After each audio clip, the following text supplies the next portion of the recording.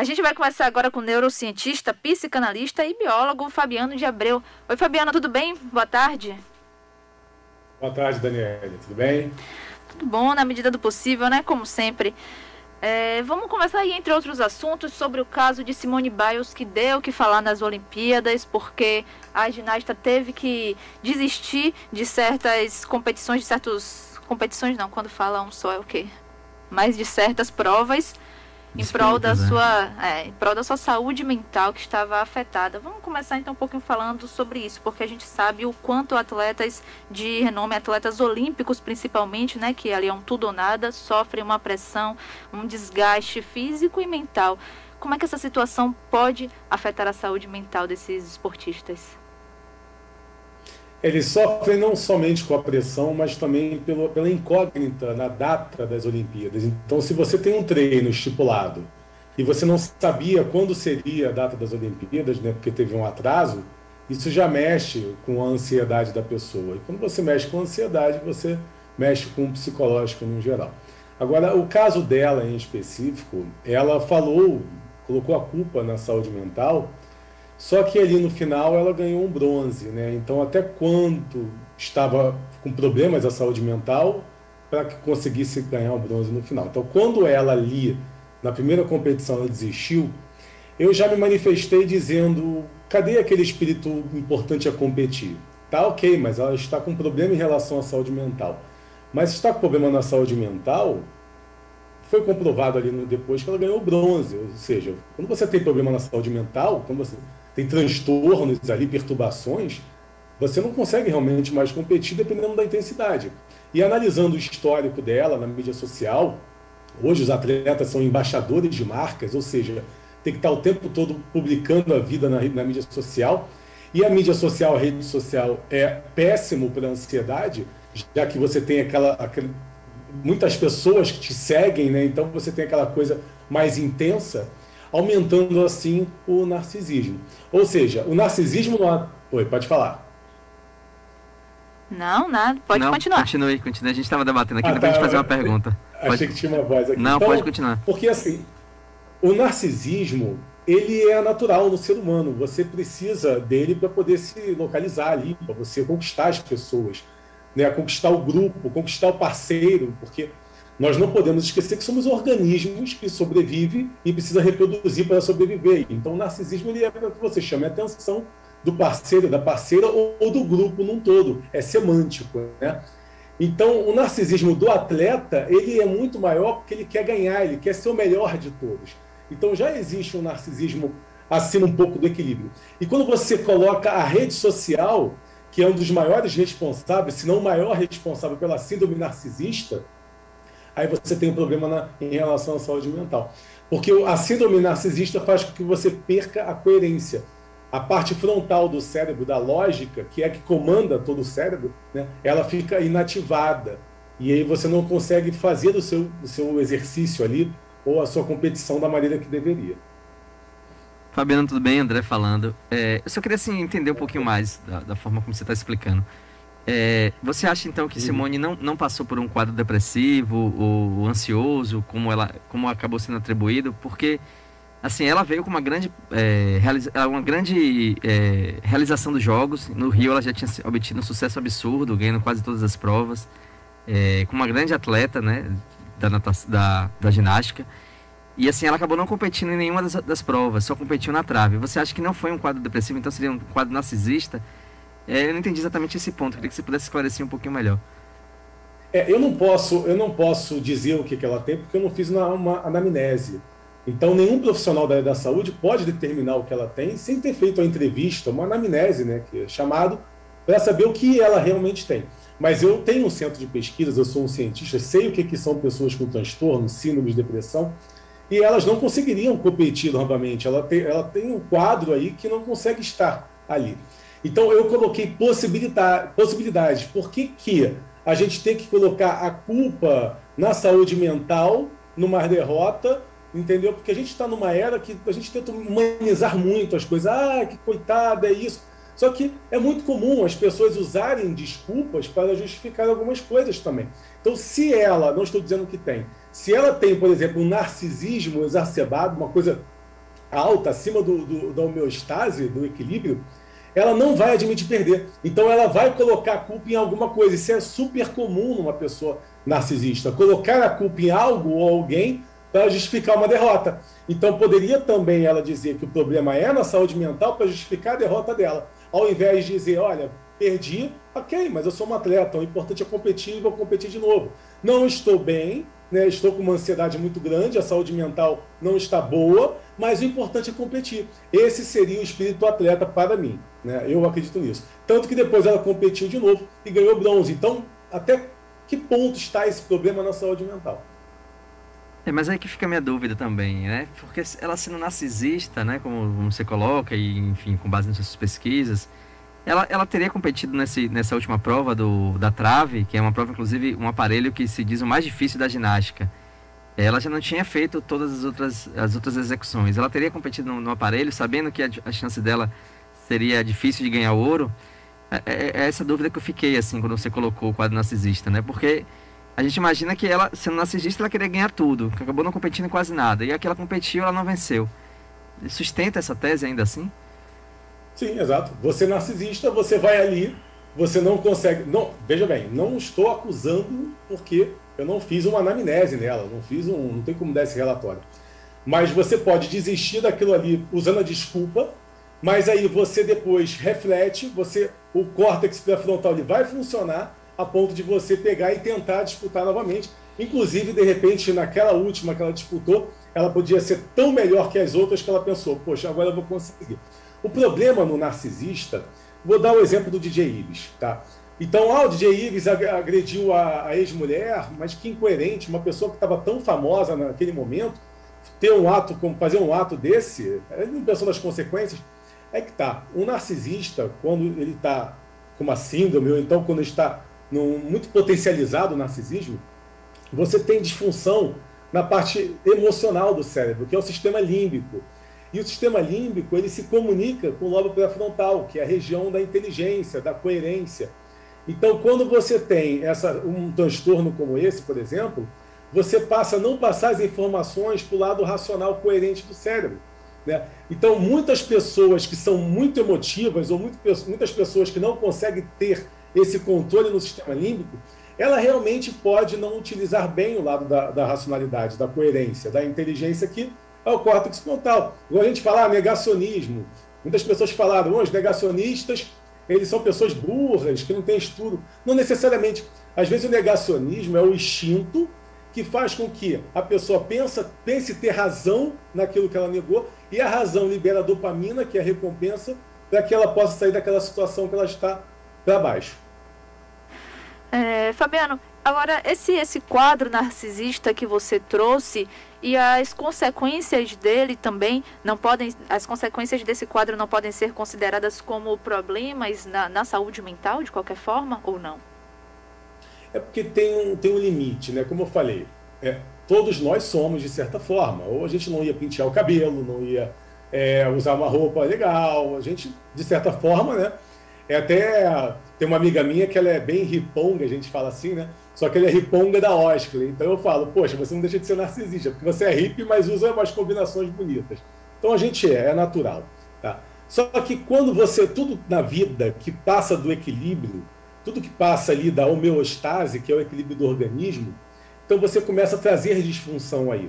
Porque o narcisismo é a necessidade de querer estar acima, e quanto mais isso aumenta, mais você tem disfunção no sistema límbico, no sistema emocional, e deixa de ser coerente. Porque essa necessidade de conquistar o tempo todo é liberação de dopamina o tempo todo. É o efeito do TikTok. O TikTok é aquele aplicativo, o pior de todos, porque você está liberando dopamina o tempo todo, tanto que eu já tenho aqui no meu relatório mais de 20 suicídios no mundo por causa do TikTok. Então, você libera dopamina o tempo todo, a ansiedade pede mais liberação de dopamina, a dopamina é viciante, tanto que o usuário de droga, quando deixa de usar droga, tem abstinência, porque o corpo não produz a dopamina da mesma maneira. A ansiedade pede a liberação de mais dopamina. É um looping, é um ciclo.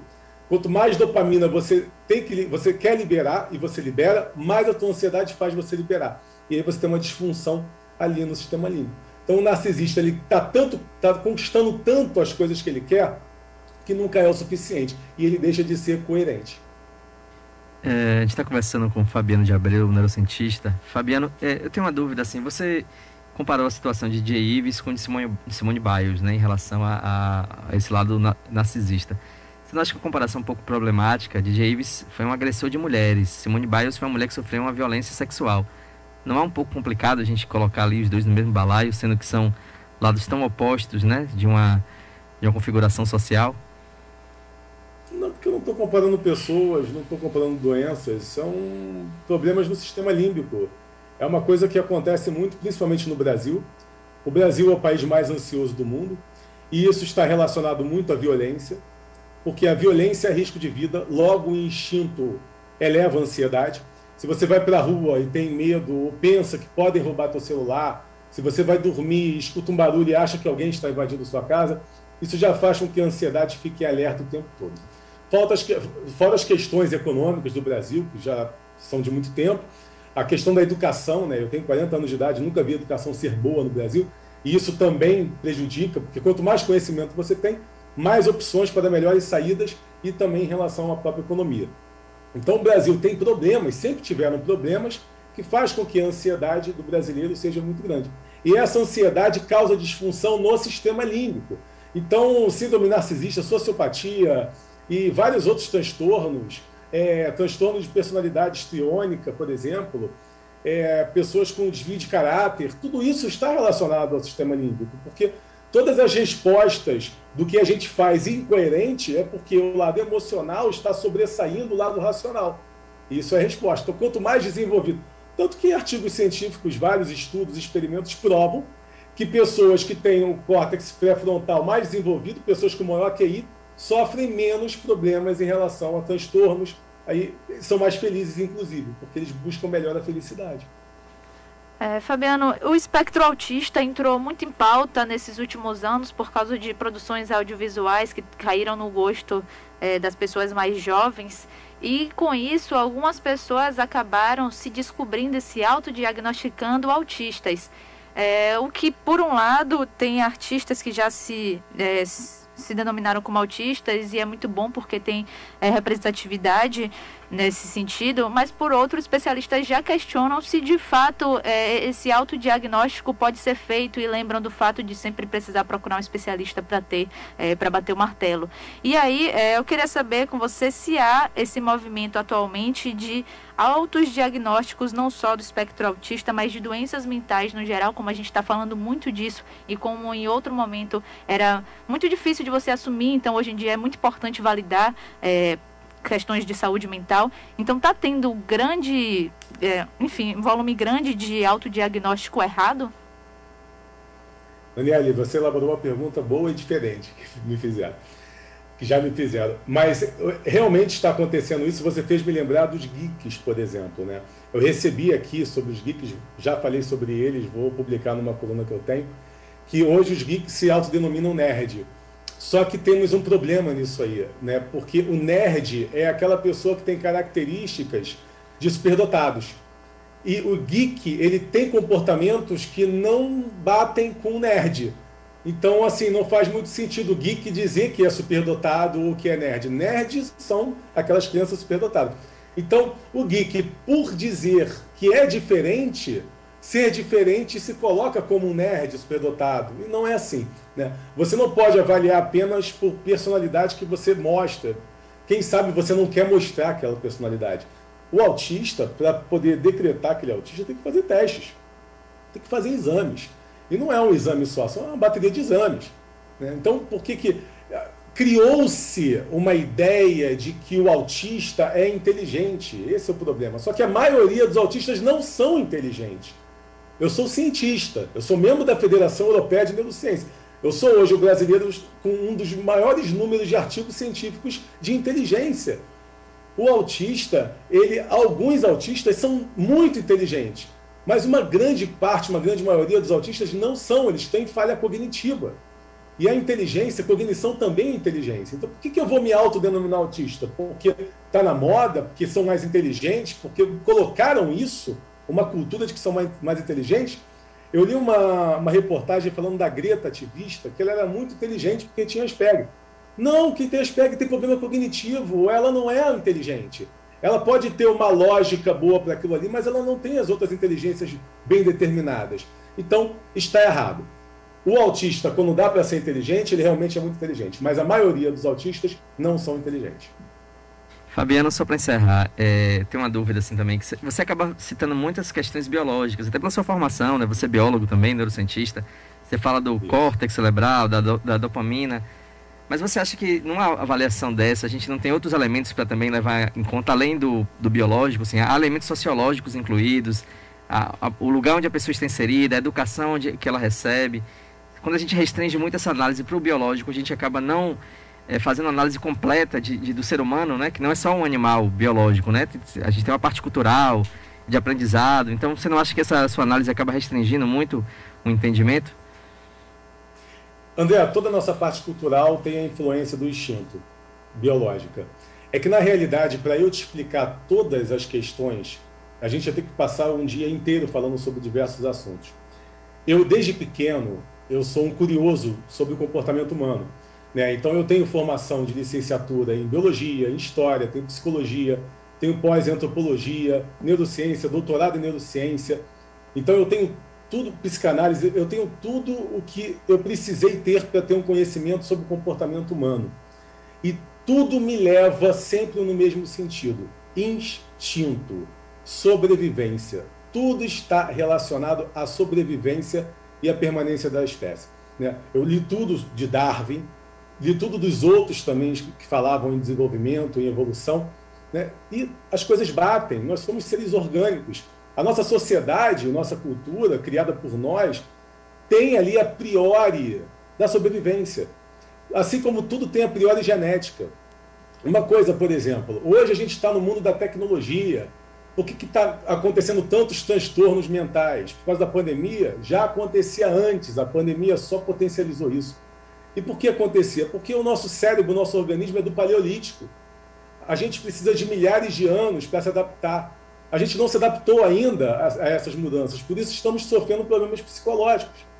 A nossa vida, tanto que se você analisar, todos os hábitos de antigamente são os melhores. Qual a melhor refeição?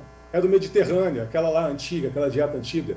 A gente tem que fazer exercício físico. Por quê?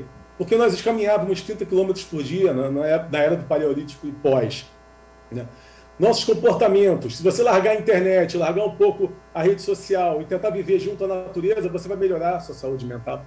Então, nosso organismo, nosso DNA está condicionado ao passado. Temos o chamado memória primitiva. São as histonas, proteínas, envoltórios do DNA, que são passados via espermatozoide e depois pelo útero da mulher. Essas histonas carregam uma memória ancestral. E essa memória ancestral é a priori para a gente nascer, o embrião começar a se formar. Tanto que o bebê já nasce sabendo mamar, sabendo fazer coisas, porque já existe uma memória ancestral ali. A gente tem uma sociedade, uma cultura que vai tentar condicionar, mas a priori, instintiva, sempre vai prevalecer. Doutor Fabiano, muito obrigada por essa entrevista, por a conversa. Divergimos aí em alguns pontos, normal, mas obrigada por ceder o seu tempo com a gente. A gente está chegando aqui, passamos do horário da Ave Maria, mas obrigada por ceder o seu tempo aí e conversar um pouquinho com a gente sobre isso. Uma boa noite. Boa noite, Daniele. Boa noite, André.